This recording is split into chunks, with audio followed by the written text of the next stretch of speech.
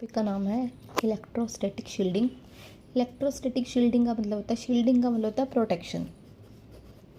Protection.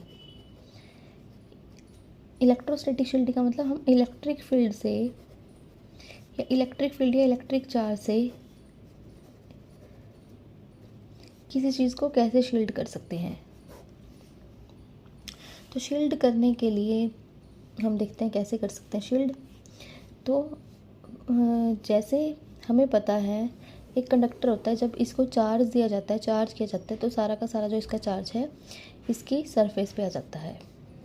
Conductor की surface पे charge सारा का सारा आ जाता है, यानी कि उसके अंदर जो चार्ज होता है वो भी जीरो होता है, इलेक्ट्रिक फील्ड भी जीरो होता है। ठीक है, तो जब किसी भी बॉडी को हमने इलेक्ट्रिक फील्ड से शील्ड करता है तो उस बॉडी को किसी कंडक्टर के अंदर रख दो। तो ऐसा करने से जो बॉडी है वो उसको हम किसी भी इलेक्ट्रिक फील्ड से या किसी भी चार्ज से क्या कर सकते हैं, प्रोटेक्ट कर सकते हैं। इसी को बोलते हैं इलेक्ट्रोस्टैटिक शील्डिंग। एक कंडक्टर होता है, उसके अंदर चार्ज जीरो होता है, उसके अंदर कभी भी इलेक्ट्रिक फील्ड और चार्ज कभी नहीं आ सकता। इस वजह से किसी दूसरी बॉडी जिसको हमने सुरक्षित रखना है, सेफ रखना है इलेक्ट्रिक फील्ड या इलेक्ट्रिक चार्ज से, उसको कंडक्टर के अंदर रख दो। ठीक है, फर्स्ट मेथड ये है। सेकंड मेथड क्या है, सेकंड मेथड क्या है, जैसे कोई बॉडी है,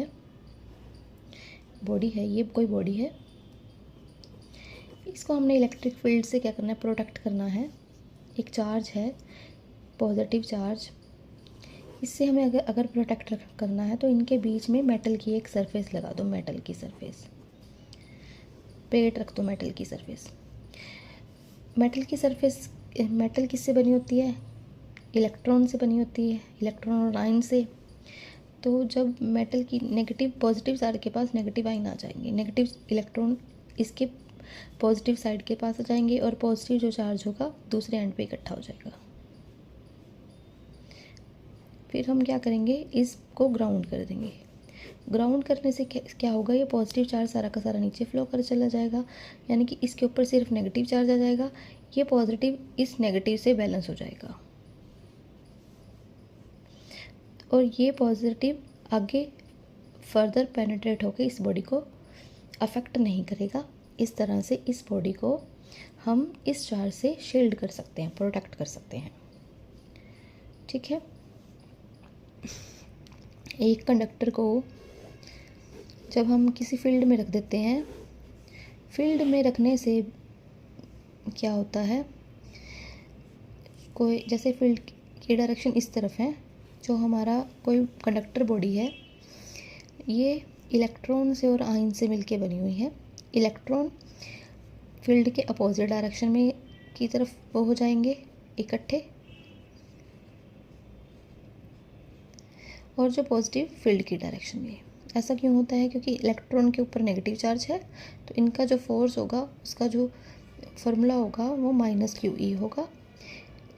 इसकी डायरेक्शन नेगेटिव का मतलब इसकी डायरेक्शन फील्ड के अपोजिट है, नेगेटिव का मतलब फोर्स की डायरेक्शन। तो इस तरफ नेगेटिव चार्ज इकट्ठा हो जाएगा पॉजिटिव, तो इसके अंदर ही एक फील्ड प्रोड्यूस हो जाएगा EP, जो इस फील्ड के इक्विवेलेंट होगा। और ये फील्ड एक दूसरे को क्या कर देंगे, कैंसिल कर देंगे, यानी कि इसके अंदर जो नेट फील्ड होगा वो कितना होगा, 0 होगा। ठीक है, तो मेटल के अंदर भी इलेक्ट्रिक फील्ड नहीं जा सकता। तो मेटल बॉडी हेल्प करती है हमें, इलेक्ट्रिक फील्ड से बचाती है और इलेक्ट्रिक चार्ज से भी बचाती है। तो जैसे कोई थंडरस्टॉर्म का टाइम है, बारिश के दिनों में बिजली चमकती है, अगर एक व्यक्ति बाइक से जा रहा हो और एक व्यक्ति है कार से जा रहा हो, कौन सा ज़्यादा सेफ होगा, कार वाला ज़्यादा सेफ होगा, क्योंकि जो कार वाला है वो मेटल से शील्ड हो रहा है, उसके ऊपर मेटल की शील्ड है कार के ऊपर। ठीक है, तो जो कभी भी इलेक्ट्रिक फील्ड या चार्ज इसके ऊपर आएंगे थंडरस्टॉर्म के दौरान, तो सारा का सारा जो चार्ज है इसकी सरफेस पे रह जाएगा, और जो अंदर इसके इनसाइड जो वो हैं पर्सन्स बैठे हैं वो सेफ हो जाएंगे। पर जो बाइक पे है उसके ऊपर ऐसी कोई शील्ड नहीं है, तो वो मेटल नहीं है इसके ऊपर, तो डायरेक्टली चार्ज इसके ऊपर आके उसको हार्म कर सकता है। तो बाइक पे डेंजरस है, कार ज़्यादा सेफ है, car more safe.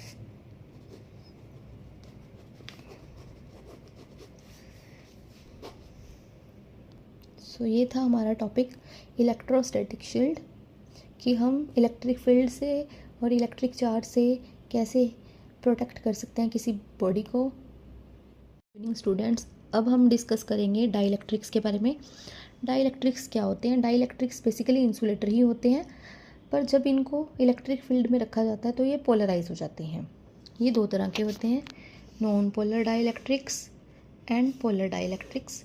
Non polar dielectrics वो होते हैं जिनका नेट डाइपोल मोमेंट उनकी क्या होती है? ज़ीरो होती है, ज़ीरो होती है। ठीक है, एग्जाम्पल के लिए H2 मॉलिक्यूल, CO2 मॉलिक्यूल। ठीक है, H2 का कैसे है? H और H के बीच में हाइड्रोजन बॉन्डिंग कोवलेंट बॉन्ड होता है, इनके बीच में शेयर पेयर ऑफ इलेक्ट्रॉन बीच में पड़े होते हैं। तो जो पेयर ऑफ इलेक्ट्रॉन है बीच में होते हैं, तो इनकी जो डाइपोल मोमेंट होती है वो ज़ीरो होती है। और CO2 में इनका जो बॉन्ड स्ट्रक्चर होता है इस तरह का होता है। इसकी भी कुछ डाइपोल मोमेंट होती है, क्योंकि जो share pair of electron oxygen की तरफ होते हैं, यहाँ पे ऑक्सीजन की तरफ होते हैं, पर जितनी डाइपोल मोमेंट इतनी इसकी होती है उतनी ही इसकी होती है, तो आपस में ये कैंसिल आउट हो जाती है, तो इसकी भी नेट डाइपोल मोमेंट ज़ीरो होती है। और पोलर डाइलेक्ट्रिक्स क्या होते हैं? जिसकी कुछ नेट डाइपोल मोमेंट होती है, net dipole moment non zero होती है।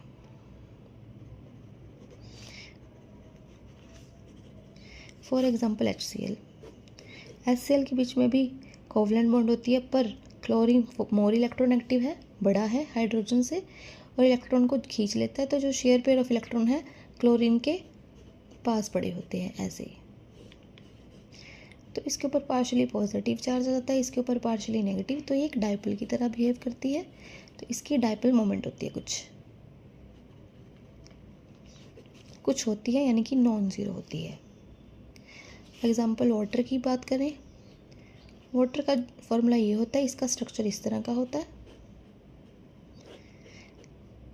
तो इसकी भी कुछ डाइपोल मोमेंट होती है, इसकी इस बॉन्ड OH के यहाँ OH और यहाँ OH की भी कुछ डाइपोल मोमेंट होती है, और इनके बीच में एंगल होता है। यहाँ पे एंगल 180 था, तो आपस में ये बिल्कुल कैंसिल हो रही थी, यहाँ पे ये कैंसिल नहीं होती, तो इसकी भी कुछ परमानेंट डाइपोल मोमेंट होती है। तो ये जो होती है वो पोलर डाइलेक्ट्रिक्स है, और ये जो है नॉन पोलर डाइलेक्ट्रिक्स है। नॉन पोलर जिसकी नेट डाइपोल मोमेंट ज़ीरो होती है और इनकी नेट डाइपोल मोमेंट कुछ होती है। ठीक है, नॉन पोलर क्या होते हैं? जिसमें पॉजिटिव सेंटर और नेगेटिव सेंटर एक ही पॉइंट पे होते हैं, और नॉन पोलर में पॉजिटिव सेंटर और नेगेटिव सेंटर सेपरेट आउट हो जाते हैं, जैसे इसमें है। ठीक है, आफ्टरनून स्टूडेंट्स, आज हमारे टॉपिक का नाम है इलेक्ट्रोस्टैटिक्स ऑफ कंडक्टर्स। इसमें हम बात करेंगे कंडक्टर्स की। कंडक्टर्स क्या होते हैं? जो अपने में से चार्ज को ईज़िली पास होने देते हैं, जिसमें से कंडक्टर में से चार्जेस ईज़िली पास हो सकता है। अब इसमें हम बात करेंगे, जब कंडक्टर के ऊपर कोई चार्ज दिया जाता है, चार्ज रेस्ट पे होता है, तो कौन कौन से उसका इलेक्ट्रिक फील्ड किस तरह का होता है, पोटेंशियल किस तरह की होती है, चार्ज उसके कहाँ होता है, चार्ज डेंसिटी कहाँ पे ज़्यादा होती है, इस चैप्टर में इस टॉपिक में हम वो उसको कवर करेंगे। ठीक है, सबसे पहले जब हम किसी कंडक्टर को चार्ज करते हैं, तो जो सारा का सारा जो चार्ज है उसकी सरफेस पे आ जाता है, उसके अंदर कोई चार्ज नहीं होता। जो सारा का सारा जो चार्ज है उसकी सरफेस पे आ जाता है। जो इनसाइड जो चार्ज होता है वो ज़ीरो होता है। ठीक है, इनसाइड कोई चार्ज नहीं होता। Inside a conductor electric charge is zero. Second point क्या है, फील्ड भी क्या होता है, कंडक्टर के अंदर कोई फील्ड नहीं होता, तो electric field inside a conductor is 0।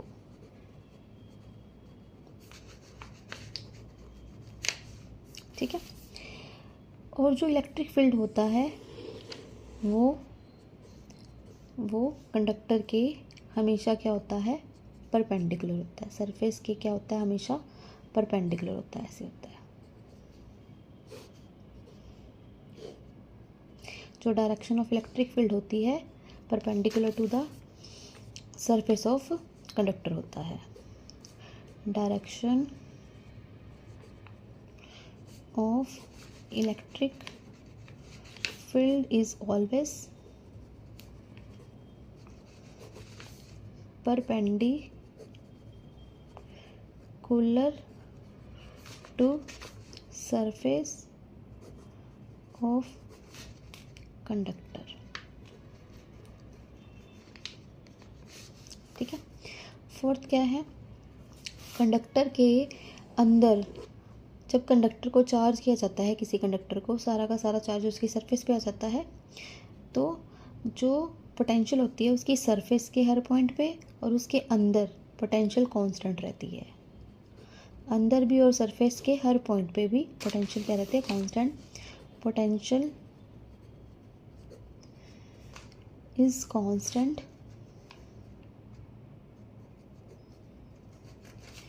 On every point on the surface of conductor, और इनसाइड भी वो क्या रहती है, सेम रहती है।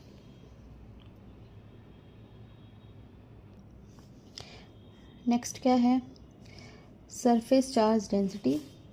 कोई कंडक्टर है, अगर उसकी शेप इस तरह से हो, नॉन यूनिफॉर्म हो, जो पॉइंट एजेस होते हैं वहाँ पे इलेक्ट्रॉन जो चार्ज डेंसिटी होती है वो मैक्सिमम होती है।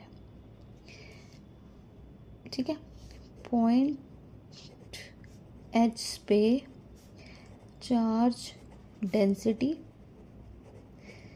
मैक्सिमम होती है।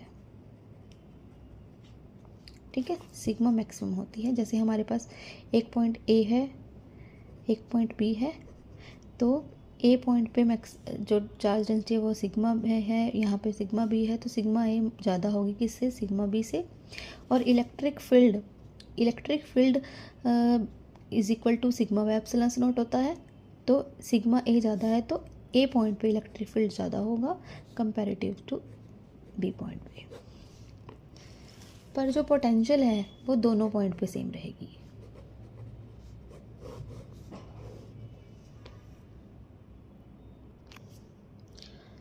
ऐसा क्यों होता है, क्योंकि जो सिग्मा है वो inversely proportional to radius of curvature की होती है। यहाँ पे जो रेडियस ऑफ कर्वेचर होता है वो बहुत कम होता है। रेडियस ऑफ कर्वेचर कैसे निकाल सकते हैं, एक सर्कल ड्रॉ करो, यहाँ पे जो रेडियस है कम है, और इस पॉइंट में जब हमने सर्कल ड्रॉ किया यहाँ पे रेडियस ज़्यादा है, तो यहाँ पे सिग्मा कम होगी और इस यहाँ पे सिग्मा ज़्यादा होगी, और इसी वजह से यहाँ पे फील्ड ज़्यादा होगा और यहाँ पे फील्ड कम होगा।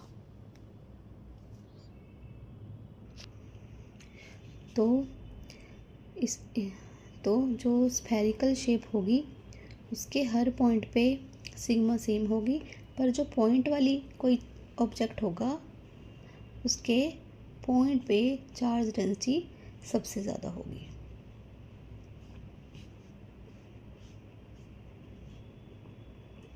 ठीक है।